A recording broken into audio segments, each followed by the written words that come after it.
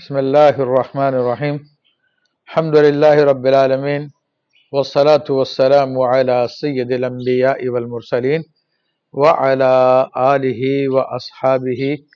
واہل بیتہ وذریاتہ اجمعین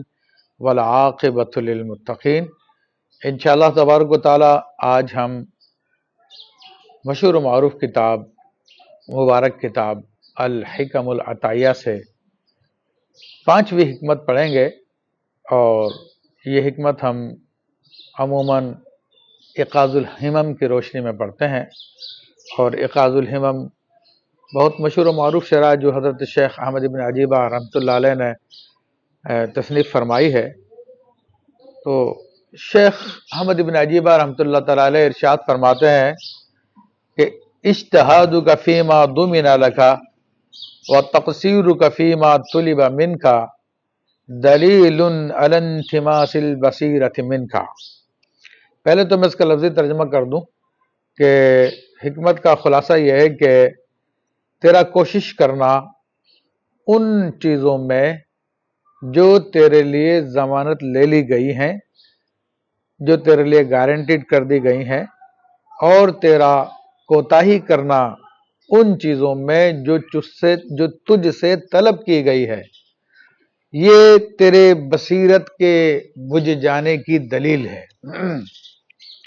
یہاں پر چند الفاظ جو شیخ نے استعمال کیے تو اس کا معنی بھی میں ذرا وضاحت کر دوں۔ اجتہاد کا معنی تو میں نے عرض کر دیا کہ انسان کا کوشش کرنا، یعنی انسان کسی کام کے لیے پوری کوشش کرے، اس کے طلب کرنے میں اپنی پوری طاقت صرف کرے، اور تقصیر کرنا کسی کام میں، اس سے مراد یہ ہے کہ کسی چیز میں کمی کرنا، اس کام کو ضائع کر دینا۔ اور لفظ بصیرت آیا، بصیرت سے مراد دل کی نگاہیں ہیں، یعنی دل کا ناظر ہے کہ جس سے دل دیکھتا ہے۔ جس طرح کہ جسم کی دیکھنے والی آنکھوں کو عربی زبان میں بصر کہا جاتا ہے، تو بصر جسم کی آنکھ ہے اور بصیرت دل کی آنکھ ہے۔ دونوں کے کاموں میں بھی فرق ہے کہ بصیرت صرف معانی کو دیکھتی ہے، اور بصر یہ صرف محسوسات کو دیکھتی ہے۔ یا شیخ احمد بن عجیبہ رحمۃ اللہ تعالی علیہ اس کی شرح میں مزید ارشاد فرماتے ہیں، یعنی بصیرت اور بصر میں فرق کرتے ہوئے کہ بصیرت صرف لطیف اشیاء کو دیکھتی ہے اور بصارت کثیف اشیاء کو دیکھتی ہے۔ فرماتے ہیں کہ تم یوں بھی کہہ سکتے ہو کہ بصیرت صرف قدیم کو دیکھتی ہے، اور بصر یعنی جسم کی نگاہیں صرف حادث کو دیکھتی ہے، جو ختم ہو جانے والی چیزیں ہیں۔ یا یوں بھی کہہ سکتے ہیں کہ بصیرت صرف مکون کو دیکھتی ہے، خالق کو دیکھتی ہے، کائنات کے بنانے والے کو دیکھتی ہے، اور بصر یعنی ظاہر کی آنکھ، جسم کی آنکھ، وہ کائنات کو دیکھتی ہے، مخلوقات کو دیکھتی ہے۔ جب اللہ تبارک و تعالیٰ کسی بندے کی بصارت کو کھولنے کا ارادہ فرماتا ہے، یعنی اس کے دل کی آنکھ کو کھولنے کا ارادہ فرماتا ہے، تو اللہ تبارک و تعالیٰ ظاہر میں اس کو اپنی عبادتوں میں لگا دیتا ہے، اپنی خدمتوں میں لگا دیتا ہے، اور اس کے باطن کو، اس کے قلب کو اپنی محبت میں لگا دیتا ہے۔ تو جو باطن میں اس کی محبت بڑھتی چلی جاتی ہے، ظاہر میں بھی اس کی خدمت یعنی عبادتیں بڑھتی چلی جاتی ہے۔ اور فرماتے ہیں شیخ کہ اس کے ساتھ ساتھ انسان کا نور بصیرت وہ بھی پھر بڑھتا چلا جاتا ہے، یہاں تک کہ اس کا نور بصیرت یعنی دل کی نگاہیں اس کے نور بصر یعنی جسم کے آنکھوں کے نور پہ غالب آ جاتا ہے، اور پھر جو نگاہوں کا نور ہوتا ہے وہ دل کی نگاہوں کے نور میں گم ہو جاتا ہے، مغلوب ہو جاتا ہے۔ تو چنانچہ ایسی صورت میں انسان جو ہے نہیں دیکھتا مگر صرف معنی لطیفہ، انوار قدیمہ کو، یعنی ظاہر کو دیکھتا تو ہے مگر ان پہ توجہ نہیں کرتا۔ اور جب اللہ تبارک و تعالیٰ کسی بندے کو اپنے سے دور کر دیتا ہے، اس کو دور کرنے کا ارادہ کرتا ہے، تو ظاہر میں اس کو مخلوقات کی خدمت میں لگا دیتا ہے، دنیا کی خدمت میں لگا دیتا ہے، اور اس کا باطن دنیا کی محبت میں لگ جاتا ہے۔ چنانچہ وہ اسی حالت پہ مسلسل رہتا ہے یہاں تک کہ اس کے دل کا نور جو ہے وہ ختم ہونے لگتا ہے، اور اس کے ظاہری آنکھوں کا نور اس کے دل کی آنکھوں کے نور پہ غالب ہو جاتا ہے۔ تو چنانچہ جب بھی دیکھتا ہے تو ظاہری اشیاء کو دیکھتا ہے، اور جب بھی کسی چیز کے بارے میں بات کرتا ہے، کوشش کرتا ہے، تو ظاہری اشیاء کے بارے میں کوشش کرتا ہے۔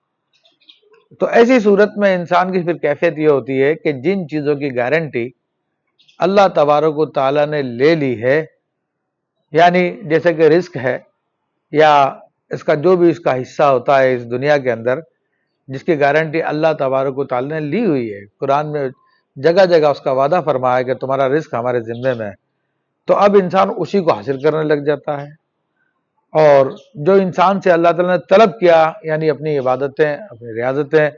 اپنی بارگاہ کا قرب، اس کے اندر وہ سستیاں کرنا شروع کر دیتا ہے۔ تو حضرت شیخ احمد ابن عجیبہ رحمۃ اللہ تعالیٰ علیہ ارشاد فرماتے ہیں کہ اگر دنیا میں یہ کوشش کرنا اس کا صرف اتنا ہوتا ہے کہ انسان دنیا میں مستغرق ہو جاتا ہے،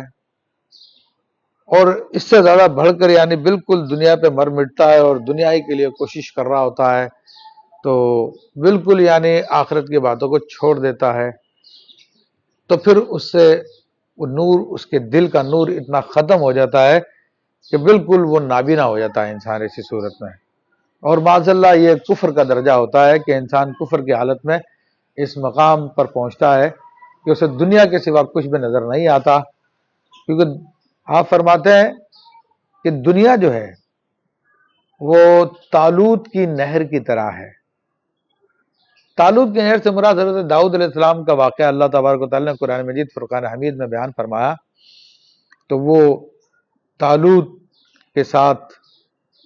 طالوت کو لے کر جب آپ جہاد کے لیے چلے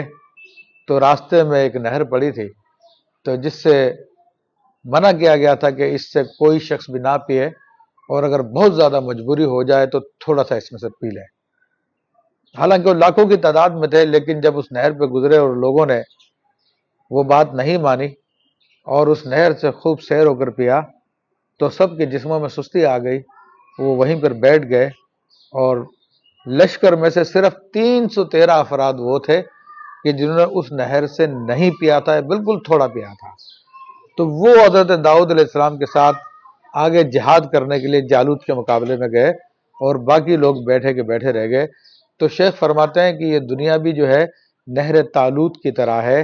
جو اس سے سیر ہو کر پیتا ہے، اس کو زیادہ حاصل کرتا ہے، تو وہ آخرت کی تیاری نہیں کر پاتا، اسی دنیا پر بیٹھ رہتا ہے، اور جو دنیا کو بقدر ضرورت لیتے ہیں وہی لوگ ہیں جو آخرت کے مراتب حاصل کر سکتے ہیں۔ تو اسی حوالے سے ہمیں اس بات کا اس حکمت میں حکم دیا گیا ہے شیخ احمد بن عطا اللہ اسکندری رحمۃ اللہ علیہ کی جانب سے کہ تو ایسی چیزوں کی طرف تگ و دو نہ کر کہ جن کی گارنٹی اللہ تبارک و تعالیٰ نے لے لی ہے، اور ایسی چیزوں میں تو کمی نہ کر کہ جن کو اللہ تبارک و تعالیٰ نے تجھ سے طلب کیا گیا ہے۔ اس کو دوسرے لفظوں میں یوں بھی کہہ سکتے ہیں کہ دنیاوی جتنے بھی معاملات ہیں، انسان کا رزق ہے، کھانا ہے، پینا ہے، لباس ہے، مسکن ہے، رہائش ہے، سواری ہے، اور دنیا کے دیگر چیزیں ہیں جو کہ جن میں لوگ رکھتے ہیں اور اس پہ فخر کرتے ہیں، تو آپ فرماتے ہیں کہ دراصل یہ اللہ تعالیٰ کا تقسیم کیا ہوا نظام ہے، اور یہ اس وقت ہی تقسیم کر دیا گیا تھا کہ جب انسان ماں کے پیٹ میں تھا، اور فرشتے نے اس کے نطفے کو ہاتھ میں لے کے اللہ تعالیٰ سے پوچھا تھا کہ اللہ تبارک، اے میرے رب، اس نطفے کو پیدا ہونا ہے نہیں ہونا ہے؟ تو اسی وقت اس نے سوال کیا تھا کہ اس کا رزق کتنا ہوگا، اس کی عمر کتنی ہوگی، کون سی زمین میں مرے گا، سارے معاملات اس نے اللہ کی بارگاہ جب پیش کیے تو اللہ تبارک و تعالیٰ نے فرمایا کہ جاؤ لوح محفوظ میں دیکھ لو۔ اس فرشتے سے، ہر فرشتے سے فرماتا، جب بھی پیدا ہونے والا انسان ماں کے پیٹ میں آتا تو اس سے پہلے فرشتہ یہ تمام سوالات کرتا ہے۔ تو یہ ساری کی ساری چیزیں دنیا میں انسان کو کیا کچھ ملنا ہے، یہ سارا کا سارا طے شدہ ہے، گارنٹیڈ ہے۔ اس کے مقابلے میں اللہ تبارک و تعالیٰ نے ہمیں دنیا میں بھیجا اور ہمیں حکم دیا، یا ایھا الناس اعبدوا ربکم الذی خلقکم والذین من قبلکم لعلکم تتقون، کہ انسانوں تم اپنے رب کی عبادت کرو، تو عبادت کا اللہ تبارک و تعالیٰ نے حکم دیا، نماز کا حکم دیا، روزے کا حکم دیا، حج کا حکم دیا، زکوٰۃ کا حکم دیا، حسن اخلاق کا حکم دیا، اور جتنی اچھی باتیں ان سب کا حکم دیا۔ آج ہم دیکھتے ہیں کہ واقعی ایسا ہے کہ لوگ اپنے رزق کو کمانے کے لیے صبح اپنی دکانوں پہ آگے بیٹھتے ہیں اور شام کر دیتے ہیں، رات کر دیتے ہیں، اور دن کے کتنے گھنٹے ان کے جو ہے اس کام میں صرف ہو جاتے ہیں، حالانکہ رزق گارنٹیڈ ہے اور اتنا ہی ملے گا جتنا اللہ تعالیٰ نے مقدر کر دیا ہے۔ اس کے برعکس اللہ نے جو نمازوں کا حکم دیا، نیک کام کرنے کا حکم دیا، خدمت خلق کا حکم دیا، اور جتنی بھی اچھائی کے کام ہیں اس کے اندر لوگ سست نظر آتے ہیں۔ وہی مارکیٹ کہ جس کے اندر سینکڑوں دکان ہوتی ہے اور ہر دکاندار اپنے دکان پر موجود ہوتا ہے اور اس کے ساتھ کئی ملازم بھی ہوتے ہیں، تو لیکن جب نماز کا وقت آتا تو اس مسجد کے اندر اتنے لوگ نہیں جمع ہوتے کہ جس سے وہ مسجد بھر جائے۔ تو یہ اس بات کی دلیل ہے کہ لوگ دنیا کی طرف زیادہ توجہ کرتے ہیں، لیکن شیخ فرماتے ہیں یہ حالت بہت بری حالت ہے، اور یہ ایسی حالت ہے کہ جو دل کی نابینائی کی طرف اشارہ کرتی ہے۔ یہ اس بات کی دلالت کرتی ہے کہ لوگوں کے دل جو ہے وہ اندھے ہو چکے ہیں دنیا کی محبت میں۔ تو اس حکمت کا مقصد یہی ہے کہ جو چیز کی گارنٹی لے لی گئی ہے اس کے بارے میں اتنی کوشش نہ کی جائے۔ ہاں، سنت کو اپنانے کے لیے آپ اس کے لیے کوشش کیجئے، اور جو طلب کیا گیا اس کے لیے پوری کی پوری کوشش کریں۔ اللہ تعالیٰ سے دعا ہے کہ اللہ تبارک و تعالیٰ شیخ کی اس حکمت کو ہمیں سمجھنے کی اور اس پہ عمل کرنے کی توفیق عطا فرمائے۔